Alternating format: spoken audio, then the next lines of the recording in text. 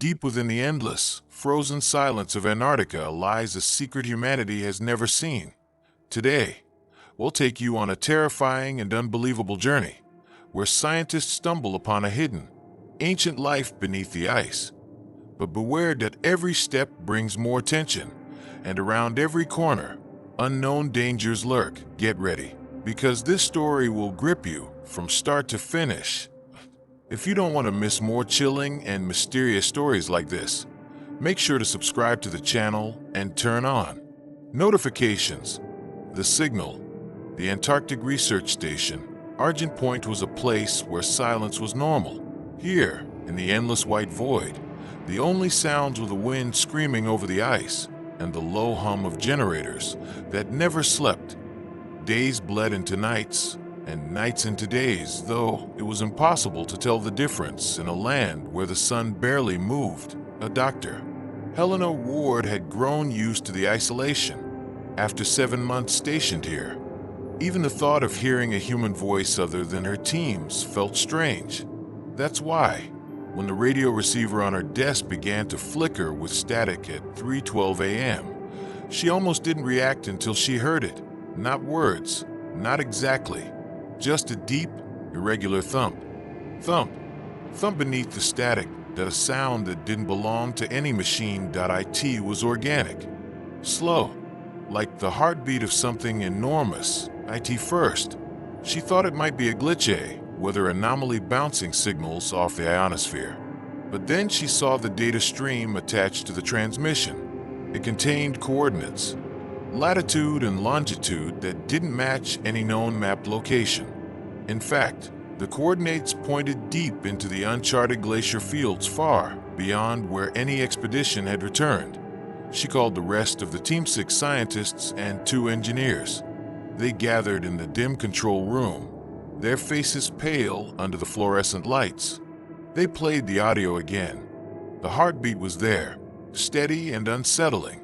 But now, they all agreed on something else. There was a faint, almost imperceptible whisper under the beat. Not English, not any language they knew. Outside the station, the wind rose to a deafening howl. The steel walls groaned under the pressure of the storm. But mixed with the noise, Helena could swear she heard the snow shift, as if the ice itself had taken a breath. And far away, at those mysterious coordinates, something ancient had just woken up, crossing the white desert. The decision to follow the coordinates wasn't made lightly. 3 days of debate, risk assessments, and arguments over satellite maps had only heightened the tension inside Argent Point. But the truth was, isolation does strange things to people. The idea of discovering something unknown, something no human eyes had ever seen, was irresistible. By dawn on the 4th day, the decision was final. They would go. The preparations were methodical. Snow crawlers were fueled and loaded with weeks' worth of supplies: freeze-dried rations, fuel drums, medical kits, signal flares. The engineers checked every bolt and belt on the vehicles, knowing that a single breakdown out here could mean death. They set off under a sky the color of steel, the endless white stretching in all directions. The horizon was a blur between land and sky, and the sun hovered low, casting no warmth. In the distance, mountains rose like frozen teeth. For the first day, the journey was uneventful, just the rhythmic growl of engines and the constant bite of wind against their hoods. But as the second day approached, they began to notice shapes, far-off silhouettes moving against the ice. Sometimes they looked like tall spires, other times like figures watching from the ridges. Every time someone pointed them out, the shapes were gone. By the 3rd day, the temperature dropped sharply, even for Antarctica. The cold was a living thing now, forcing its way into boots and gloves, gnawing at skin. They passed an old, half-buried expedition marker, its flag frozen solid. The poles snapped in two. No one spoke for miles. Then, just before dusk, they saw it. Stretching across the horizon like the end of the world was a wall of ice, a glacier unlike any they'd ever seen. It rose hundreds of meters into the sky, its surface shimmering with shades of deep blue and black, as if something moved just beneath it. The air felt different here, thicker. The wind had stopped, replaced by an almost imperceptible vibration in the ground. At first, they thought it was their engines, but even when they killed the motors, the vibration continued, pulsing up through their boots into their bones. It was faint at first, then clearer, a deep, resonant hum. Not natural, not the sound of wind or ice shifting. It was coming from inside the glacier. They camped at its base that night, the wall of ice looming over them like a silent, ancient sentinel. No one could sleep. And somewhere beyond the thin canvas of their tents, the glacier kept humming, steady, patient, almost as if it was waiting. The crack in the ice. The hum was louder the next morning. It wasn't just something they heard, it was something they felt, deep in their chests, vibrating in their ribs like the bass of some invisible drum. The glacier stood impossibly still, but there was a pressure in the air, a sensation like being watched. No wind, no sound from the world beyond the ice wall. Just that steady, alien thrum. They were halfway through packing camp when it happened. A deafening crack tore through the air, so sharp it felt like the sky itself had split. Everyone froze. The sound echoed off the glacier, repeating itself in strange, distorted waves. Then they saw it, a jagged black fissure, zigzagging up the ice face, wider and wider with every second. Chunks of ice the size of cars broke free and thundered to the ground, sending clouds of frost exploding into the air. Through the chaos, a strange light spilled from deep within the crack, not the white glare of reflected snow, but something warmer, something alive. It pulsed, slowly, like a heartbeat, the same rhythm they'd heard in the transmission. The opening was tall enough for a person to walk through without crouching, and it sloped downward like a tunnel carved by giant hands. The walls shimmered with a faint, organic yellow-green, veins running through the ice like living tissue. Helena hesitated. Protocol was clear. Uncharted ice caves were dangerous, unstable, prone to collapse. But this was no ordinary cave. The warmth alone was wrong. The deeper they stepped, the more the biting Antarctic cold gave way to a damp, heavy air that smelled faintly metallic. 5 minutes into the descent, Anders swore he saw something move inside the ice wall. The others laughed nervously until they saw it too. A shadow just beneath the surface, long and thin, gliding alongside them as if pacing their steps. Every so often, something like an eye black, lidless, unblinking would press close to the translucent surface before sliding away. The tunnel wound deeper, the glow growing stronger, and the ice walls began to change color, subtle at first, then unmistakable. Thin streams of deep crimson trickled down the surface, freezing in place like veins of frozen blood. By the time they reached the bottom, no one was speaking. They were standing before an opening that led into a vast darkness, the pulsing light spilling into it like the breath of some sleeping thing. Somewhere inside, the hum became a low, slow heartbeat again. And it wasn't coming from the glacier, it was coming from whatever lay beyond. The city below. The tunnel opened into a space that defied logic. For a moment, they could barely breathe, not because of the thin Antarctic air, but because of the sight before them. It wasn't a cave. Not really. It was a city, an entire civilization carved from ice, yet unlike any ice they had ever seen. The walls shimmered like crystal, reflecting the strange greenish glow that emanated from massive, pulsating structures. These weren't lamps or natural formations. They were alive, as if the city itself had grown from the ice like an organism. The ground beneath them was smooth, wet with condensation, and every step echoed unnaturally. The sound carried, bouncing off the crystalline walls in patterns that made it hard to tell where the tunnels ended. Shadows twisted and lengthened in impossible ways, moving faster than the eye could follow. The team moved cautiously, Their flashlights revealed faint inscriptions etched into the walls, symbols that seemed to writhe and shift as they stared. The air was heavy, warm, and smelled faintly of iron and ozone. And then they saw them. Figures tall, thin, and pale emerged from the darkness. Their limbs were long, bent in ways human bodies should not bend. Their faces were smooth, featureless masks, yet their eyes glowed faintly, translucent like the ice surrounding them. The creatures moved silently, never blinking, always watching. Helena tried to speak, her voice trembling. We mean no harm."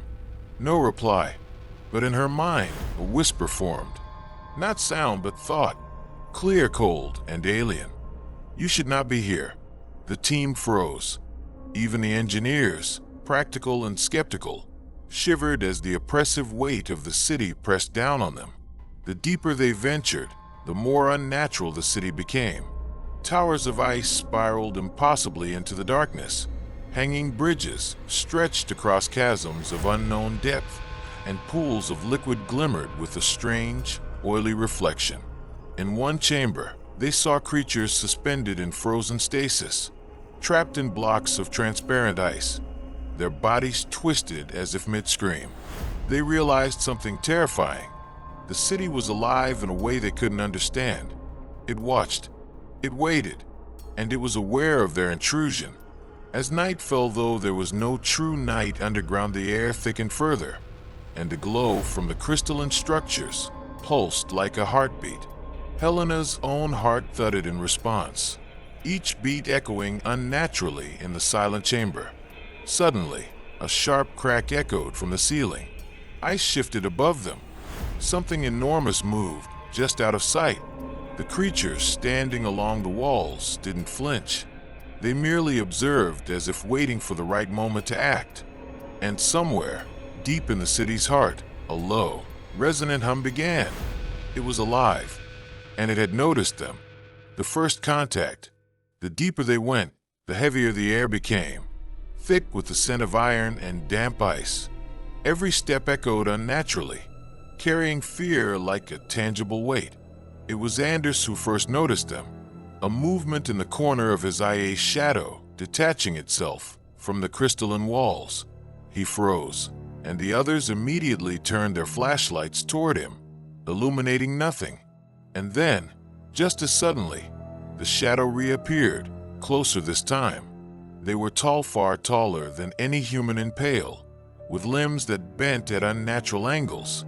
Their skin shimmered faintly, translucent, revealing an intricate network of veins pulsing like the ice around them. Their faces were smooth, almost featureless, yet in the dim light, faint ridges hinted at eyes beneath the surface. No one spoke. The only sound was the team's collective, shallow breathing. And then, a voice not aloud, but inside their heads. Clear, cold, and unmistakable. "You should not be here." The whisper echoed in each mind, perfectly synchronized, yet impossible to locate. Helena clutched her skull as the words repeated, pressing against her thoughts. Anders screamed, a high, unnatural sound that seemed to originate from somewhere beneath his flesh. When they grabbed him, his eyes were different, milky, white, as if someone had replaced his pupils with frozen voids. Panic surged. Flashlights bounced wildly across the crystalline walls, revealing more figures emerging silently from the shadows. No sound came from their mouths, yet the telepathic whisper filled the room, repeating, "Leave or join." A sudden tremor ran through the floor. Ice shifted above them, and a low hum, like the pulse of a giant heart, resonated through the chamber. One of the engineers, Miguel, dropped to his knees. His fingers clawed at the ice, as if trying to escape the invisible force pressing down on him. Helena shouted over the hum, "Stay together. Move forward." They advanced slowly, huddled close, as the creatures mirrored their movements. Every turn they took, the figures were there observing, studying, patient predators in a frozen world. Anders lagged behind. Each step he took was slower, deliberate. Helena reached for his arm, and the moment she touched him, a wave of icy fear shot through her. Anders turned to her, his lips moving silently. The voice in her head grew louder, more insistent, as if his body was channeling something not human. "It is awake. It is hungry." The team realized, in that dreadful instant, that the life beneath the glacier wasn't just ancient, it was intelligent, aware, and had been waiting for intruders, waiting to feed. A loud crack resounded through the cavern. Ice shifted violently above them. Something enormous was moving beneath the floor, beneath the city. Something stirred, and the pale figures on the walls began to move in unison, surrounding the team in a silent, terrifying circle. Helena's flashlight caught a glimpse of the feeding grounds. They followed the pale figures deeper into the city, their steps tentative and silent. The air grew warmer, thick with a metallic tang that made their throats burn. Shadows stretched unnaturally along the crystalline walls, elongating like fingers, as though the city itself was aware of their every movement. Then they arrived at a chamber so vast it swallowed their flashlights' beams whole. The ceiling was impossible to discern, fading into darkness above. In the center of the room lay a pit of black, viscous liquid, its surface rippling as if it were alive. Around the pit were bodies, some human, some unrecognizable, twisted in ways that made their limbs seem alien. They were arranged with care, like offerings to some ancient, frozen deity. A low hum resonated through the room, vibrating through their bones. Helena stepped closer, horrified, realizing the liquid in the pit seemed to pulse in rhythm with the hum. Then, something moved beneath its surface, ripples converging, dark forms stretching upward. Tentacles emerged, tipped with rows of serrated teeth, writhing as if tasting the air. The pale figures did not approach. They merely stood at the edges of the chamber, watching silently. Their gaze, or whatever passed for eyes, was patient, ritualistic. Anders was drawn forward despite himself, his milky white eyes fixated on the pit, a trance-like expression on his face. His lips moved silently. Helena could hear the telepathic whisper again. "It is hungry." Miguel stumbled backward, vomiting onto the icy floor. The others could feel an oppressive, almost physical pull toward the pit, as if the darkness itself was calling them, tugging at their minds. Every instinct screamed to flee, but the way back had vanished. The crystalline walls shifted subtly, sealing their path. Then the Leviathan revealed itself, a monstrous form, stretching far beyond the chamber, coiled beneath the black liquid. Its body was a mass of sinew and tentacles, each lined with jagged, glistening teeth. Its head rose slowly, glimmering eyes reflecting the pale glow of the city. A low, guttural vibration emanated from it, intelligent, aware, and hungry. Anders fell to his knees before the pit, lips moving in a strange, alien cadence. Helena tried to pull him away, but the force in the air, cold, suffocating, yet strangely warm, held them both in place. The tentacles shifted, reaching toward the offerings, as if tasting the air. Then, the whispers came again, louder, more insistent. "Feed. Join. Survive." Panic erupted. One of the engineers fired a flare gun into the air. The light revealed the full scale of the creature beneath the pit. It coiled endlessly, an impossible mass stretching into the darkness. The flare went out, plunging the chamber into shadow. Screams echoed, some human, some otherworldly. The pale figures did not move. They were guardians, witnesses, priests of this living ice. The team realized the horrifying truth. This entity had been here for millennia, feeding quietly, waiting. They had stumbled into the heart of its feeding grounds. And in that moment, Helena understood they were not merely intruders. They were prey. Anders returns. The team barely escaped the feeding chamber. The icy tunnel seemed endless, twisting unnaturally, as if the glacier itself wanted to trap them. Their breaths came in short, ragged gasps, fogging in the strange, warm air that smelled faintly metallic and damp. Then they heard a slow, deliberate shuffle from behind. At first, they thought it was one of the pale figures, silently stalking them. But as they turned, their hearts dropped. It was Anders. At first glance, he appeared the same tall, pale, but unmistakably Anders. Until they looked closer. His skin was translucent, veins glowing faintly blue beneath the surface. His movements were unnervingly smooth, deliberate, almost mechanical. And his eyes, they were no longer human. Milky white with swirling shadows beneath the surface, reflecting the bioluminescent light like dark pools of water. He smiled. The smile was wrong. Too wide, too calm, too unnatural. It's awake, he said, his voice calm, almost hypnotic, not in speech, but somehow in their minds. And it's hungry. Helena's stomach churned as a wave of cold dread passed through her. Anders saw whatever had returned in his body was no longer entirely himself. A part of him belonged to the creature in the pit, channeling its thoughts and hunger. He stepped closer, hands reaching as if to touch, but not touch. His presence alone seemed to distort the air around him. The whispers returned, flooding their minds. Feed. Join. The cold. Awaken. One of the engineers, Miguel, tried to throw Anders off, but his hands passed through the translucent skin, grazing nothing yet sending chills racing down their spines. It was like Anders was partially real, partially something else. The ice, Anders continued in that mind voice. It keeps the world frozen. Without it, the oceans rise. Everything above will drown. You cannot leave. None of you will. The team backed away, stumbling over jagged ice.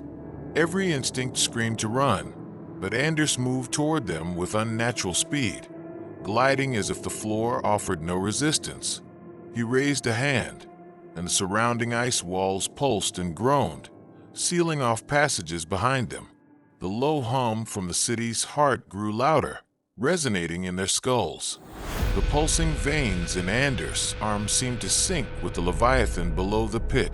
A horrifying realization hit Helena. Anders was now the bridge, the conduit between the creature and the world above. Anders stopped, tilting his head. He was listening to something far larger, something ancient and terrible. Helena whispered to the remaining team, "We have to keep moving. Find another way out." But the tunnels around them were shifting, closing, sealing, as if the glacier itself had decided. Anders smiled again, a predatory calm on his face, and the whispers in their minds grew louder, insistent, hypnotic. "You belong. Like him.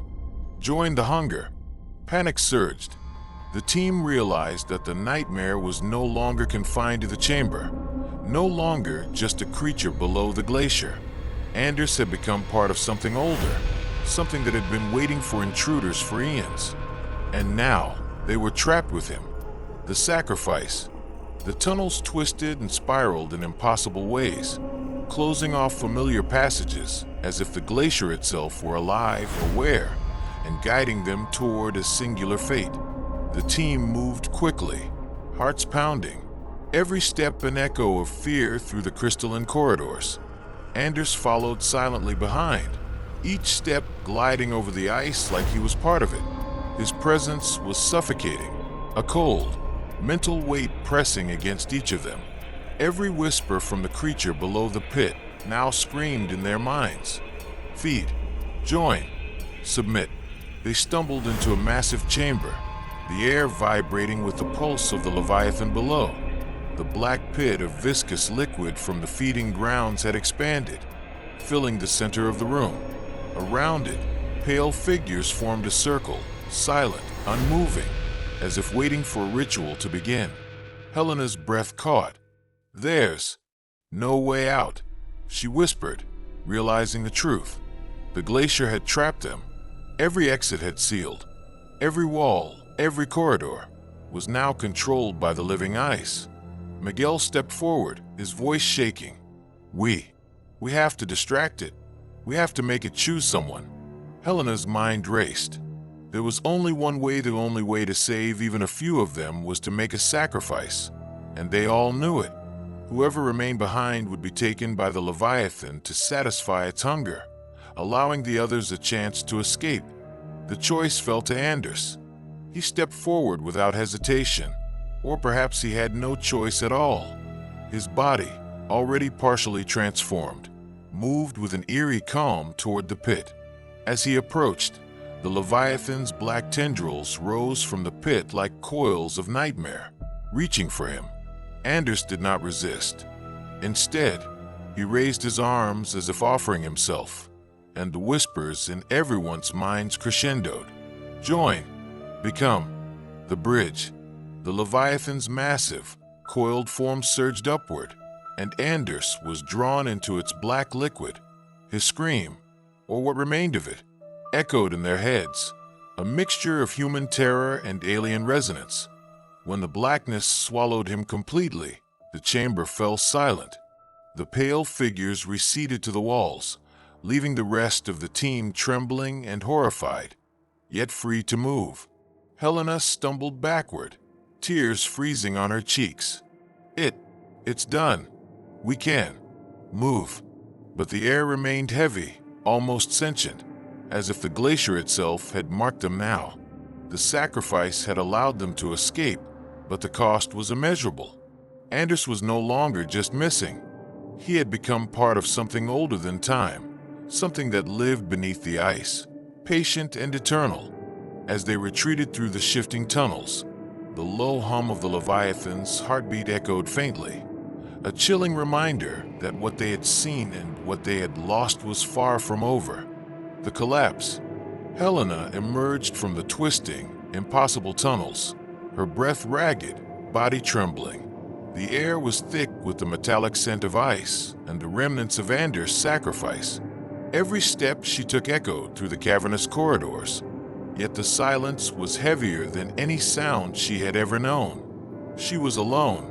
The rest of the team, Miguel, the engineers, even Anders were gone, either consumed or trapped by the living glacier. Panic threatened to consume her, but she forced herself to keep moving. The tunnels behind her groaned and shifted, closing passages as if the glacier itself were sealing its secrets once more. Above, the massive ice walls began to tremble violently. The glacier roared, a sound not of wind or rock, but of something sentient, angry, patient, alive. Snow and ice cascaded from the ceiling as fissures split the floor beneath her feet. Helena stumbled, catching herself against a crystalline wall, her flashlight swinging wildly, illuminating jagged formations that seemed to reach out like grasping hands. In the distance, she saw movement pale figures emerging from the shadows, their smooth, featureless faces glowing faintly. They did not speak, but the telepathic whisper returned, louder, more insistent. You belong. Like him. Join the cold. Helena ran, forcing herself through collapsing tunnels, each step a battle against the unnatural forces closing in around her. She reached the exit, or at least where she hoped it was, but the glacier had shifted once again. The ice that had been a wall minutes before now formed a maze of jagged corridors, twisting in ways that defied logic. Above the shifting corridors, faint light glimmered the world outside. Hope surged, but it was fleeting. From the horizon, the pale figures moved with inhuman speed, gliding silently across the ice, converging on the research station in the distance. Helena realized with horror the nightmare was spreading. The Leviathan beneath the pit, the glacier itself, and the pale guardians, whatever forces had been waiting for intruders, were not confined. They were expanding, moving awake. Her legs burned as she sprinted across the ice field. Behind her, she heard the low, resonant hum of the glacier's heartbeat, echoing through the frozen wasteland. It followed her, relentless, eternal. And then she saw a massive fissure opening in the glacier far in the distance, revealing a black abyss that pulsed with unnatural light. From it, shadows slithered toward the research station, toward the world above. Helena's mind filled with the same chilling whispers. It is waking, it is hungry, and it remembers you. Alone, terrified, and running out of options. Helena's only thought was survival, but deep in her gut, she knew the truth. No one truly escaped the glacier. Its hunger was patient, and its reach was endless. She stumbled onto the plateau beyond the tunnels, her breath freezing in the bitter Antarctic wind.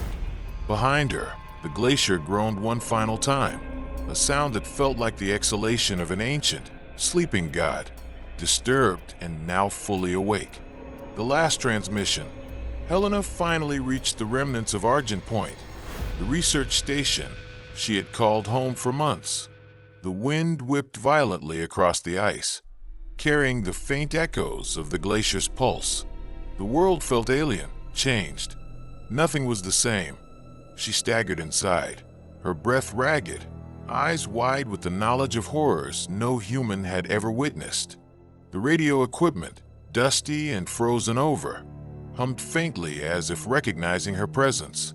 Desperate, she keyed the transmitter. Her voice shook as she spoke into the microphone. "This is Dr. Helena Ward. If anyone receives this, listen carefully. Do not come to Antarctica. There is something beneath the ice, something alive. It watches, it waits." Static crackled. Then, faintly, a pulse of sound returned irregular, deep, familiar. A heartbeat. The heartbeat of the Leviathan below, synchronized with the pulsing of the glacier itself. Helena realized with horror that her message was not alone. It was being intercepted, monitored by the intelligence that had claimed Anders. The radio emitted a low, resonant hum, and Helena felt it in her chest. It wasn't just sound, it was thought, alien, cold, and invasive. Words formed in her mind, not spoken but forced upon her consciousness. "You cannot escape, and now you belong to us." Like him, she dropped the microphone, stumbling backward. The walls of the station groaned under the weight of the glacier beyond. Outside, ice shifted, cracks spreading like spiderwebs across the horizon. Pale figures moved silently across the snow, coalescing into shapes that were at once human and impossibly inhuman. Helena tried to run, to flee into the endless Antarctic void, but the snow beneath her feet gave way. A fissure opened, dark and pulsing, like the black pit of the feeding grounds. She screamed, her voice swallowed by the wind, her body trembling as the glacier exhaled its ancient, living presence. The radio sparked one last time. A distorted voice, Anders' voice, or what remained of him, whispered, "We are awake. We remember. We are coming." The transmitter went dead. All that remained was silence. And beneath the ice, something stirred. Patient, eternal, hungry. The final shot was of Helena's frozen figure on the plateau, eyes wide in terror, staring at the dark fissure spreading across the glacier. A pulse of light emanated from the abyss, casting long shadows across the ice, signaling that the nightmare had only just begun. Somewhere, deep below, the heartbeat continued relentless, unstoppable, eternal. And so, the glacier keeps its ancient secret, for now. But remember, what lies beneath may be waiting for the next curious soul. If this story sent chills down your spine, don't forget to like the video, leave a comment with your thoughts, and subscribe to the channel for more terrifying adventures. Your support helps us bring more stories that will keep you on the edge of your seat.